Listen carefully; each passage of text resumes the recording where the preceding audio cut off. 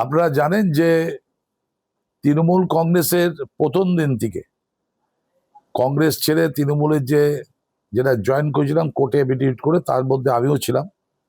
সারা বাংলায় প্রথমে আমরা 5 জন, আমি আকবর আলী খন্দকার হুগলি থেকে করেছিলাম। দীর্ঘ 12 বছর আমি জেলা সভাপতি ছিলাম এবং আমার সভাপতি থাকাকালীন প্রথমবার 18টা বিধানসভার মধ্যে আমরা পেয়েছিলাম হুগলিতে 16টা সিট। 3টে পার্লামেন্ট সিটি আমরা উইন করে সব পঞ্চায়েত সমিতিতে আমরা উইন করেছিলাম। তারপরে কি জাদু বলে 12 বছর বাদে আমি রাজ্যের তখন মন্ত্রী ছিলাম, তখন মমতা ব্যানার্জি দেখলাম যে আমাকে সরিয়ে দিয়ে এখানে 2জনকে চেয়ারম্যান ভাইস চেয়ারম্যান করা হলো, চেয়ারম্যান এবং প্রেসিডেন্ট। তাতে লাভ কি হয়েছে যে আপনারা জানেন, এবার হুগলি জেলায় নিশ্চিহ্ন হয়ে গেছে তৃণমূল কংগ্রেস। 18টার মধ্যে 2টো সিট পেয়েছে, একটা ধনিয়াখালী, একটা চণ্ডীতলা, সব হেরে গেছে। আমি রাজ্য নেতৃত্বকে বলেছিলাম যা অবস্থা হুগলি জেলার, যেভাবে দল চলছে তাতে কিন্তু নোয়ার হয়ে যাবে, তাই হয়েছে।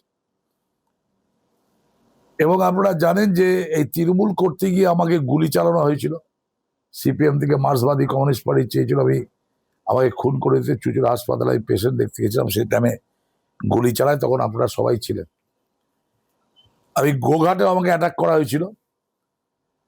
দলটা অনেক কষ্টের মধ্যে করেছিলাম এবং 2000 ঘরছাড়া কর্মীদের মমতা ব্যানার্জির নির্দেশে আমি চুচুড়াতে ট্রেন করে রেখেছিলাম। দুর্গাপুজোয় জামা প্যান্ট কাপড় দেওয়া এবং ঈদেও কর্মীদের নতুন জামা প্যান্ট কিনে দিয়ে এগুলো করেছিলাম। আলটিমেট দেখলাম যে কিছু দালাল দলটাকে শেষ করে দিল। একটা দল যারা পুরনো কর্মী, যারা নেতৃত্বে, যারা পরিবর্তন এসেছিল পশ্চিমবাংলায় মমতা ব্যানার্জি তৃণমূল কংগ্রেসের, তাদেরই ছেড়ে দেওয়া হলো, যার জন্য আজকে পশ্চিমবাংলায় ভরাডুবি হয়ে গেছে তৃণমূল কংগ্রেসের। আমি কাউকে দোষ দিতে চাই না, শুধু এটা বলবো যে পশ্চিমবাংলার মানুষের স্বার্থে, হুগলি জেলা মানুষের স্বার্থে, মানুষটি আমাদের দল, রাজনীতি, মানুষ যেটা চাইবে সেই পথেই চলা ভালো।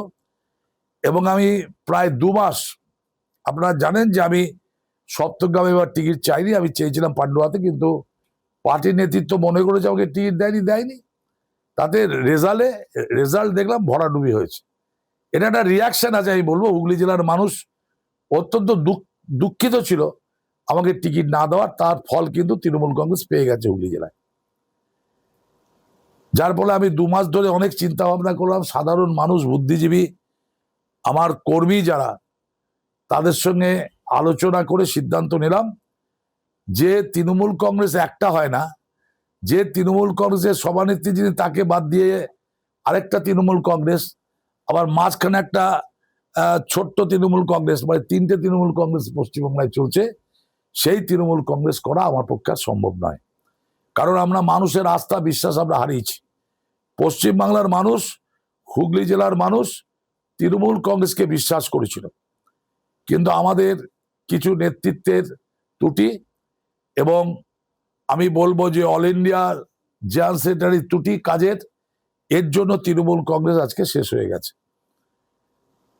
এবং রাজনীতিটা তো কেউ যদি মনে করে ব্যবসায় পরিণত করব, সেই দলের এই অবস্থাই হবে। আমি হুগলি জেলার একটা মানুষ হুগলি জেলায় বলতে পারবে না যে মানুষ কাজে আমার কাছে রাত্রি 12টা এসছে ফিরে গেছে। আমি হাসপাতালে কোনো দল দেখি না, কালার দেখি না। হাসপাতালে সিপিএম, কংগ্রেস, বিজেপি যারা এসছে তাদের উপকার করছি ফোন থেকে। কারণ আমি মনে করি মানুষ থাকলে পরে ধর্ম থাকবে, দল থাকবে, মানুষ সবার উপরে। সেই মানুষের আমি আজকে 40 বছর পলিটিক্সে আমি কাজ করে গেছি, কোনো মানুষকে আমি বিমুখ করিনি। এটাই আমি বলবো এটা আমার চরিত্রের ক্রেডিট, যে রাজনীতি করতে গিয়ে আমি কোনো দলকে ছোট করিনি, কোনো দলের কর্মীদের প্রহার করিনি, কোনো দলের কর্মীকে আঘাত করিনি। কোনো দল যাতে ফিটভাবে দল করতে পারে, স্বাধীনভাবে দল করতে পারে, সমস্ত দল সেই মতো করেছে হুগলি জেলায়। এবং আপনারা জানেন যে হুগলি জেলার সংস্কৃতি, কৃষ্টি সংস্কৃতি অন্য জেলার সঙ্গে একটু আলাদা আছে। আজকে তাই অনেক চিন্তা ভাবনা করে ঈশ্বর আল্লাহর নামে শপথ দিয়ে আমি আজকে তৃণমূল কংগ্রেসের যত পোস্ট আমি দিদি আমাকে দিয়েছিল তার থেকেও পদত্যাগ করলাম। আপনারা জানেন যে রাজ্য বন বিভাগের আমি চেয়ারম্যান ছিলাম, কর্পোরেশনের। আমি পশু বিভাগের চেয়ারম্যান ছিলাম, ফুরপুরা শরীফের আমি চেয়ারম্যান করেছিলাম, দিদি আমাকে করেছিল। রাজ্যের ভাইস প্রেসিডেন্ট ছিলাম। সব পদ থেকে আমি রিজাইন করলাম এবং পরবর্তীকালে আমার কর্মীদের সঙ্গে আলোচনা করে আমি সিদ্ধান্ত নেব। এবার গন্তব্য তাহলে কি, অন্য কোনো দল নাকি বিজেপি? না, কোনো দলে এখনো যাবো আমি সেটা এখন সিদ্ধান্ত নিইনি। আমি কর্মীদের সঙ্গে আলোচনা করে সিদ্ধান্ত নেব। এত বছর মমতা বন্দ্যোপাধ্যায়ের সঙ্গে রাজনীতি করলেন, তার দল ছেড়ে দিতে এখন খারাপ লাগছে কি? খারাপ দিদির জন্য লাগছে, কারণ দিদিকে দেখে দল করেছিলাম।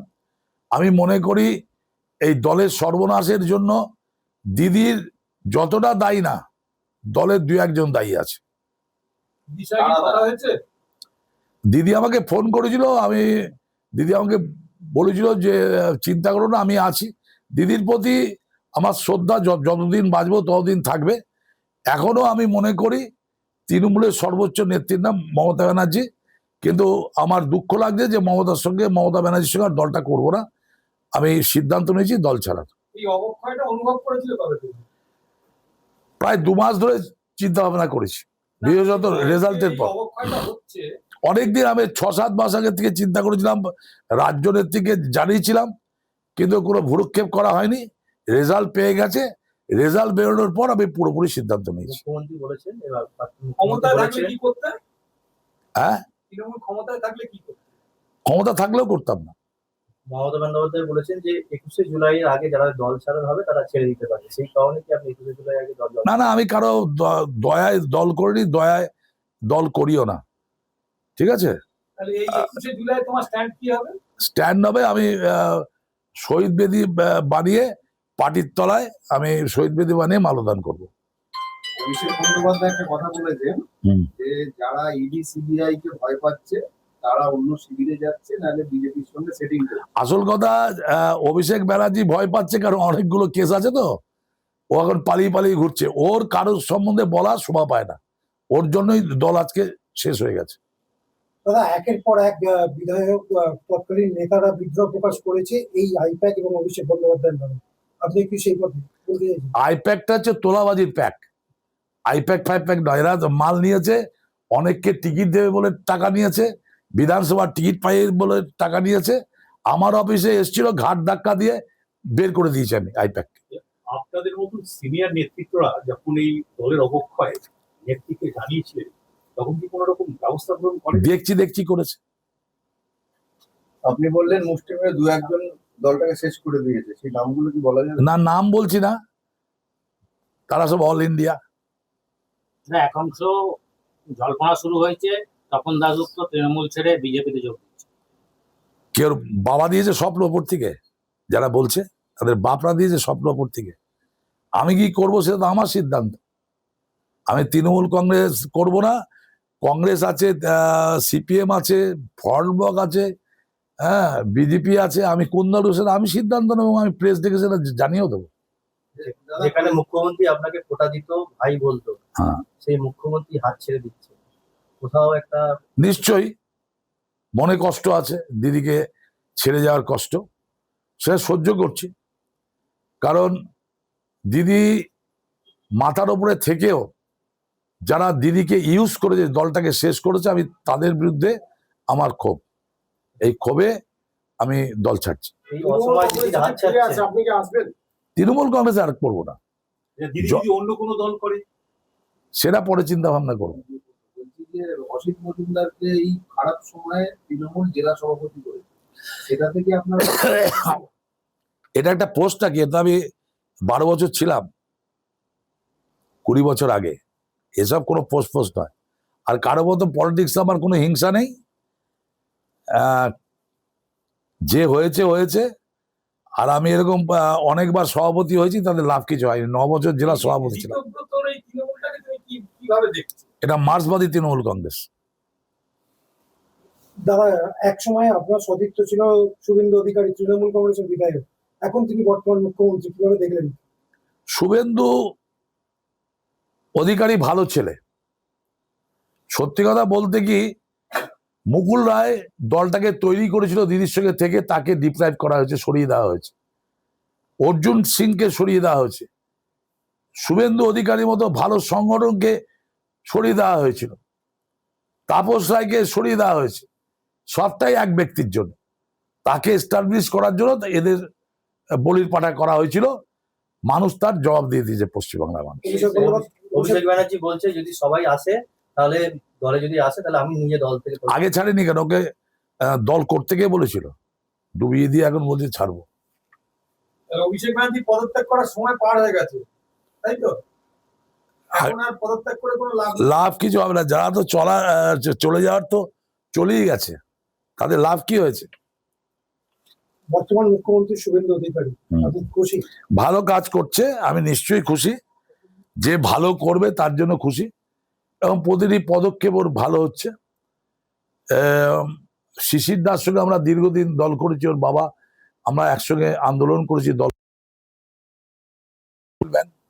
আজকে 2 মেদিনীপুরে দল যদি শক্তিশালী হয়ে থাকে তার জন্য ছিল অধিকারী, শুভেন্দু অধিকারীদের। আর শুভেন্দু সকাল থেকে রাত্রে অবধি দল করে খাটে, রাজ্যের মন্ত্রী ছিল, আমার পাশে বসতো, অনেক আলোচনা হয়েছে ওকে নিয়ে। এবং শুভেন্দু অধিকারী সিএম হওয়াতে আমি খুশি। পশ্চিমবাংলার মানুষ যেটা চেয়েছে তাদের খুশি। শুভেন্দু অধিকারীর সঙ্গে কি কখনো কথা হয়েছে? একবার হয়েছে, ধন্যবাদ জানিয়েছি। মুখ্যমন্ত্রীর দিক থেকে যদি কোন রকম ডাক আসে তাহলে কি ওদিকে ভেবে দেখবো, নিশ্চয়ই ভেবে দেখবো।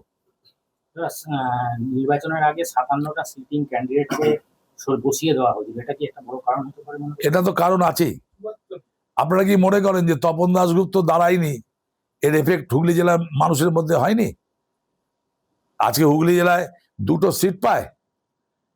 ধনিয়াখালীর সিটে কমে গেছে প্রচুর ভোট, চণ্ডীতলাতে কমে গেছে, আর সব ফুটিতে গুড় হয়ে গেছে। কেউ পেয়েছে নাকি? রচনা ব্যানার্জি বলছে যে এখন তৃণমূলের হাত ছেড়ে এনসিপিআই গেছে, তিনি বলছেন যে কাজ করার জন্য গেছে। এই বিষয়টি কি হবে? রচনা ব্যানার্জি তো চলে গেছে, তাকে নিয়ে কি বলবো? সে তো বিজেপিতে চলে গেছে। এখানকার যে আমার ছোট ভাইয়ের মতো এখানকার সুবীর নাগ বিধায়ক, ওর সঙ্গে আলোচনা করেছে, ডেভেলপমেন্টের কাজ করবে বলেছে, খুব ভালো খবর। চুজুও মানুষের ভালো হোক আমি চাই, হুগলি জেলার মানুষের ভালো হোক। আমাদের ভিডিও ভালো লাগলে লাইক এবং শেয়ার করুন। কমেন্ট সেকশনে গিয়ে জানান আপনাদের মতামত। আরও ভিডিও পেতে আমাদের চ্যানেল সাবস্ক্রাইব করুন এবং প্রতি মুহূর্তে খবরের আপডেট পেতে প্রেস করুন বেল আইকন।